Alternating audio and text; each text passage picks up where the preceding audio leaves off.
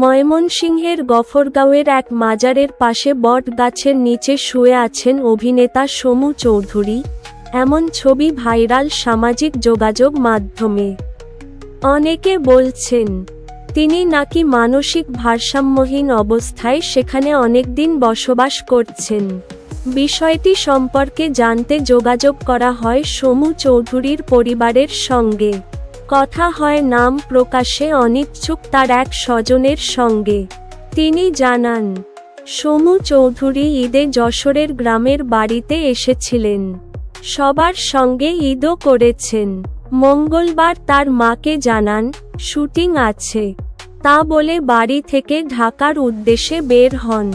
কিন্তু কিভাবে ময়মনসিংহের মাজারে পৌঁছালেন তা তারা কেউ বলতে পারছেন না। দীর্ঘদিন ধরে গাছের নিচে আছেন এবং মানসিক ভারসাম্যহীন তিনি। এমন কথাও গুজব বলে জানান ওই স্বজন। ফেসবুকে ছবি ছড়িয়ে পড়ার পর তারা সেখানকার পুলিশের সঙ্গে কথা বলেছেন। বিষয়টি সমু চৌধুরীর মাকেও জানানো হয়েছে।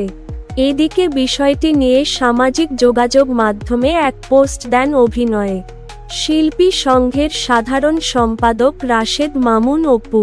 তিনি লেখেন, সমু চৌধুরী আমাদের প্রিয় সমু দা এখন আমাদের অর্থাৎ অভিনয় শিল্পী সংঘ বাংলাদেশের তত্ত্বাবধানে আছেন। খবর পাওয়ার সাথে সাথে সংগঠন থেকে দ্রুত খোঁজ খবর নেওয়া হয়েছে। আপাতত আমরা তাকে নিরাপদ জায়গায় নিয়ে এসেছি। ওনার মানসিক ও শারীরিক অবস্থার ওপর ভিত্তি করে যত দ্রুত সম্ভব ঢাকায় নিয়ে আসা হবে। তার পরিবারের সাথেও যোগাযোগ করা হচ্ছে।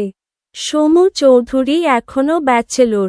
ঢাকার মিরপুরে তার সঙ্গে থাকেন মা ও ছোট ভাইয়ের পরিবার।